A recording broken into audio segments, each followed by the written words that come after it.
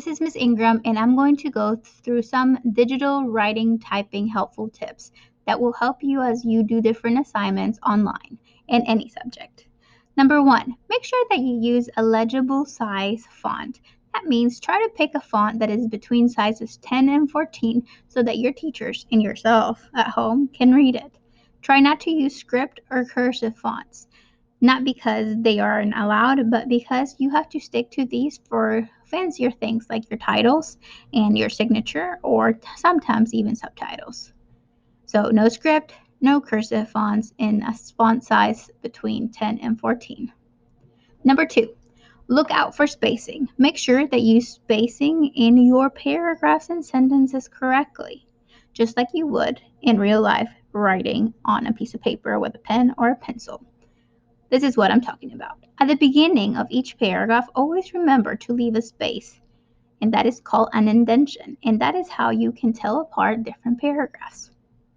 Use the tab button on your keyboard to do this. It is usually in the very left side of your keyboard, and it's spelled T-A-B. If you look at this excerpt from Harry Potter, one of the books, you can see right here where the spaces were left, and that's how you can tell one paragraph from the next. The next thing is a big one, and that is the spacing that you leave before and after punctuation marks. You do not leave spaces before a punctuation mark. I will show you some examples to talk to you about this more clearly. Miss Ingram loves books, which I do, but right here between the words Miss and Ingram, there's a period, and look at that. There is not a space after the period. So it looks like Miss and Ingram are kind of one word altogether. And that is not the case.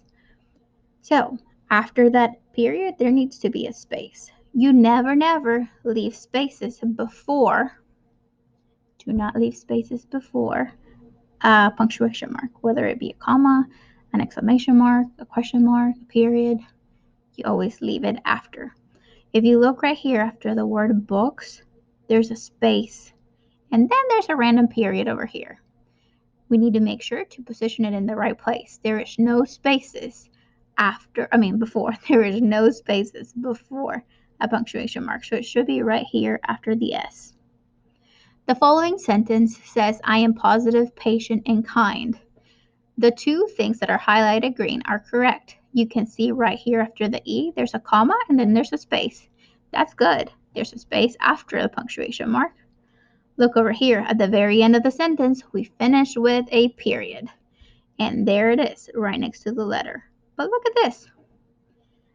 It says patient, and then there's this little gap or space, and then there's a comma and no space. We need to make sure there's no spaces before punctuation mark, but right after. Same thing with this third sentence. Whoa, did you know that? No space in between the punctuation mark. It looks like it's one big squished word. Same thing after the question mark. We need to make sure that we are leaving spaces after punctuation, just like this at the end. Third tip, make sure that whenever you see a red or a blue squiggly line in your paragraphs, you know that means there is a mistake. If it's blue, it's usually a grammar mistake, like you forgot to capitalize. For example, the word I. Make sure you always capitalize the word I, right? It's an I, not an I. So if you ever see a squiggly line that is blue, right-click on the word and it will tell you what is done incorrectly. And if you see a red squiggly line, you will know that you did not spell that right. And on your computer, you have something called autocorrect. If you right-click on any word that shows that red squiggly line, you know you didn't do it right. So you get the opportunity to fix it with autocorrect. These 3 tips will help you in any class. Make sure that you are fixing and looking out for these things, that after you finish writing, you go back and guess what? Reread your writing and make sure that you didn't do any of these mistakes. That is part of you being a writer, an author. You have to check your work and make sure that you're following the different writing tools. We will get better at this every time we do it, and we will grow.